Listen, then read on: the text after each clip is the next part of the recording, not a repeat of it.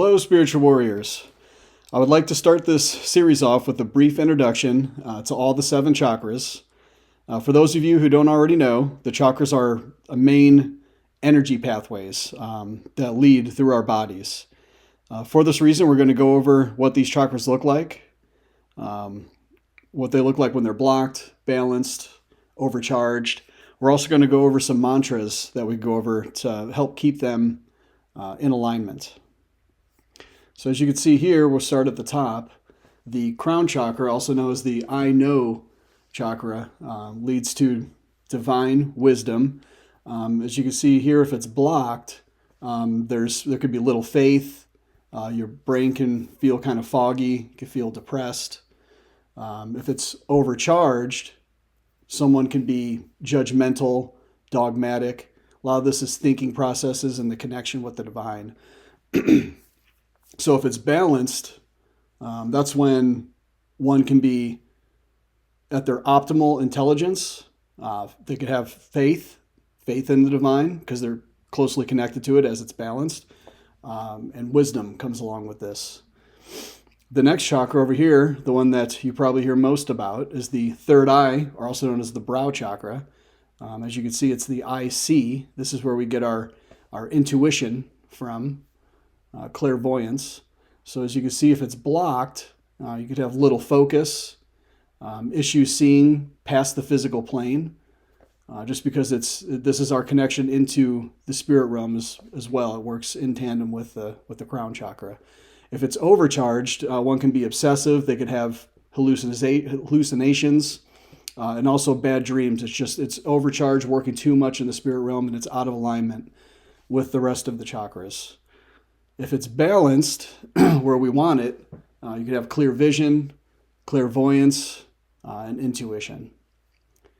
The next chakra down, we're looking at the throat chakra, which is I express. So this is how we communicate with others, how we hear others, gain something what we call clairaudience. So if it's blocked, there could be issues expressing oneself. Someone can be secretive, a bad listener, because it's how we communicate and how we listen to others. If it's overcharged, one could be the opposite, so very abrasive, loud, aggressive, and gossipy. If it's balanced right here where we want it, someone would be great and excellent at communicating, clairaudient, and great at listening to others and being able to correctly interpret what others are trying to say. So these are the 3 heavenly, what we call chakras. And right here is the heart chakra, which is the gateway to the more primitive chakras that we're going to get into next. So the heart chakra, which is I love, this is the one that kind of binds a lot of folks into these lower chakras here. Because if one does not properly love themselves and others, they don't have access, or the best access, I should say, to these heavenly chakras up here. So this is one of the most important ones to really get to open up, so you have access to the upper 3. So with the heart chakra, if it's blocked, someone could be hateful, untrusting, lessened empathy towards not only themselves but to others. Heading over here, if it's overcharged, they can be easily taken advantage of, gullible. If it's balanced where we want it, loving, peaceful, and compassionate. And when this one's aligned, we have that easy access to the more heavenly chakras. So the next one down, the solar plexus. This is the I do chakra. It's our motivation, our drive to do something and to insert ourselves into the physical world. If it's blocked, one can feel powerless, unmotivated. If it's overcharged, this is where folks can have what we call ego trips, so that just lack of control of the ego. They could be overly critical. Perfectionism also can happen with one who's has an overcharged solar plexus and just controlled by the mind. It also rules the nervous system in tandem with the third eye chakra. So someone who has a lot of anxiety, they probably have an overcharged solar plexus. If it's balanced where we want it, this is proper motivation, drive, and confidence to be able to do what we need to do here on the physical plane. And you have more control over your ego.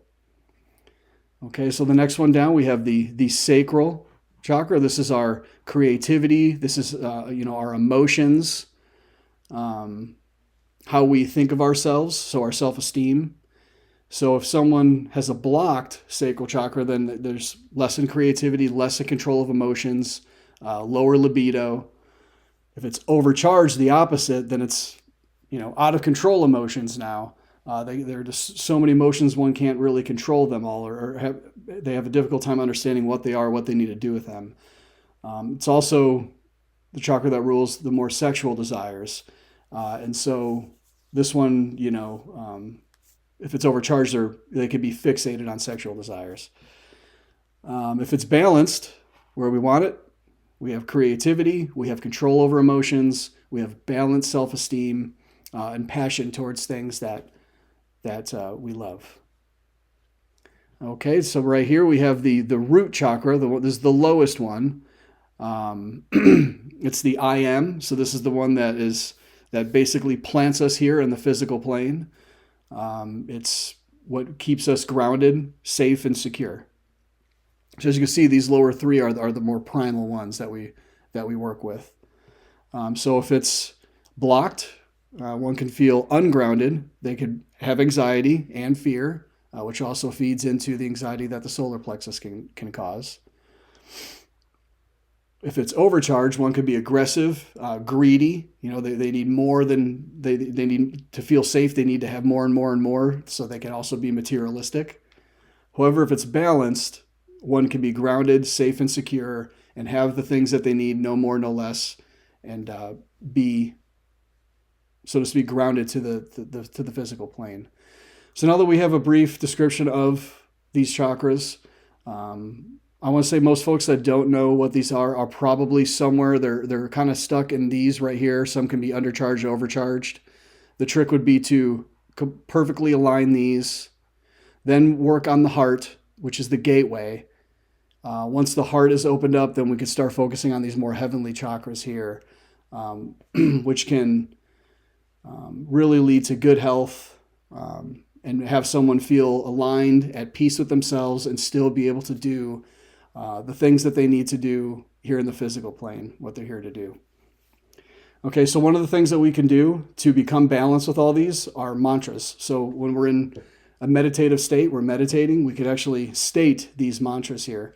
So as you can see, this first column is the first column that I usually work with. I usually start at the top down, receiving the energy from the crown chakra, working our way down all the way to the root chakra.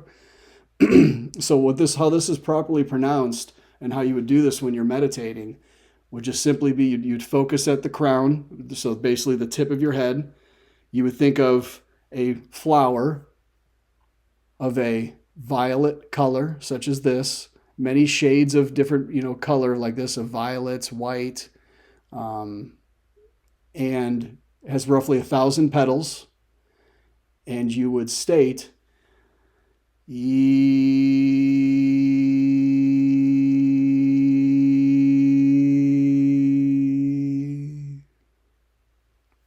focusing at that point of your head and thinking about a colored flower, so to speak, that looks like this with around 1,000 petals. Then I'd work my way down and I would go to the third eye chakra and I'd do the same thing, but now I'd be focusing on this color, and it's going to be right in the center of your forehead. It's shades of indigo right here that you want to be focusing on as far as the color is concerned, the areas in the center of the forehead, like I said before. And it's the same mantra, so we're just going to go ahead and say,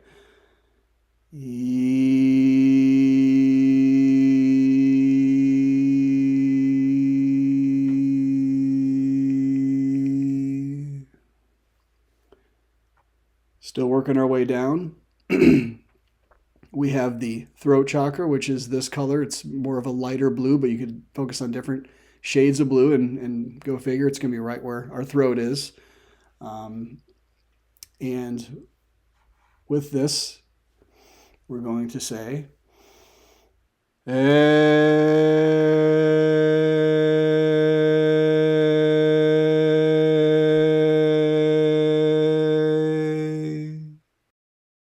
as we're focusing in that area of that chakra.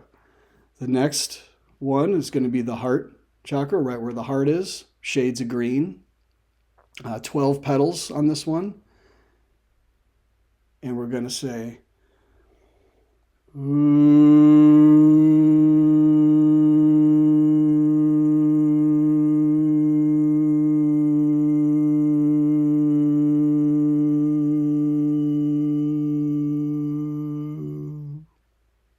okay, next one down, solar plexus. 10 petals on this one.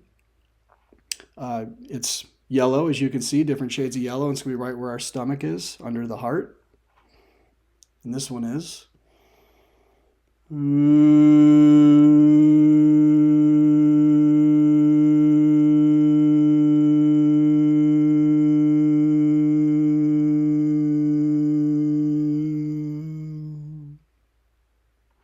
Next is the sacral, orange, 6 petals. It's located right where our navel is, right under our navel. And this one is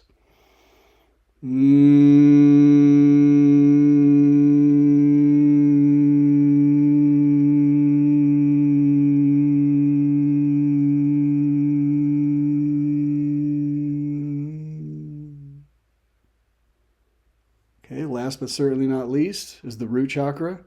This is located at the very bottom where we're sitting, right by where the coccyx is. And for this one, you could either do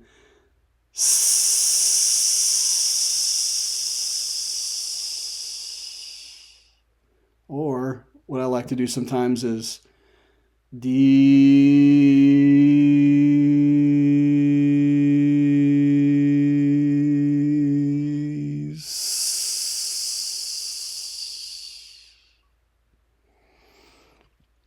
and if you don't feel something right away, it's no big deal. If you're first starting to do this, sometimes it takes a little bit. It took me probably 10 or 12 tries before I started to feel the energies. It's oil that basically works up the back of your spine and feels great.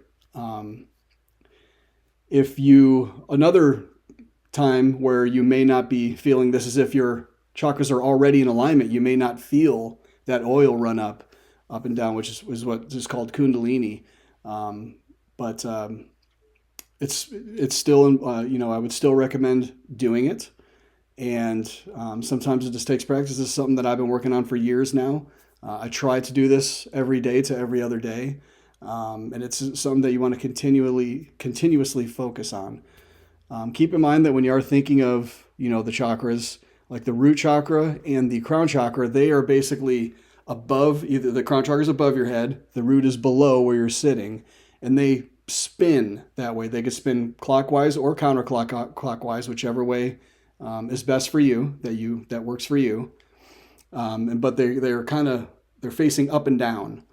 These in the center, the sacral, solar plexus, heart, throat, and third eye chakras, they're spinning they're spinning to, like if you're looking at them, and they're the whole area. You don't want to focus just right in front of you. For example, if you're working on your third eye chakra, you don't want to focus on the chakra just right in front of you. It's behind your head as well. Same for the throat chakra. It's in front and back of your throat. Same thing goes for the heart, solar plexus, and sacral. So after you've done these mantras that we just went over, sometimes what I like to do to really kick things up, and this really kind of puts a boost on all the chakras, these mantras here, they align them. Whereas these, once they're aligned, I like using these because they give it a little extra energy and they get them spinning at the rate we want them spinning in tandem with one another. And so usually I'll finish, and I usually again start with the crown chakra, and I say,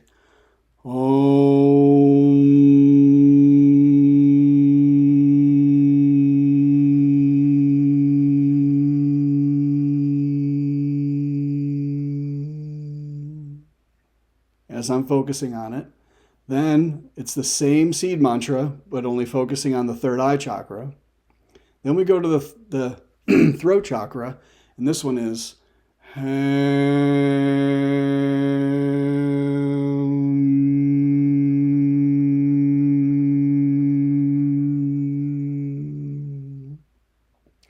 Heart chakra. Yam.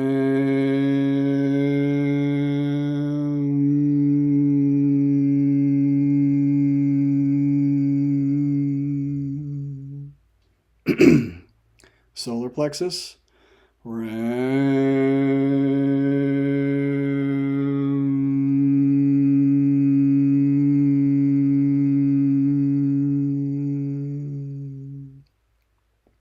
Sacral. Vam.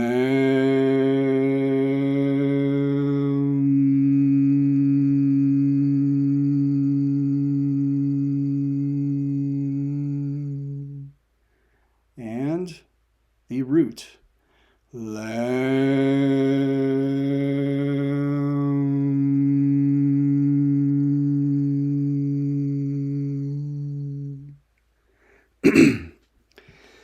So some things important to note, like I already said, it's usually best to start with the crown chakra and work your way down.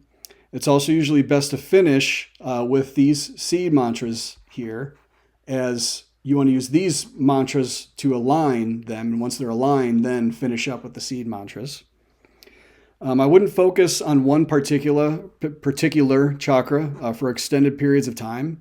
It may lead to alignment issues. We want all chakras spinning in harmony with one another.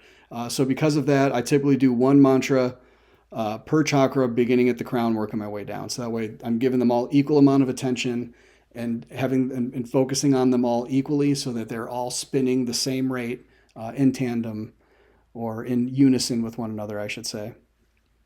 So if you'd like more information about the chakras, I plan on posting more videos about these, probably starting with the root and working our way up with some guided meditations, hopefully to come in the near future. However, Gene Hart with Astral Doorways, he has a great series about them as well. So I will go ahead and include the link for that in the description below. Thank you for your time. I hope that you find this helpful, and namaste.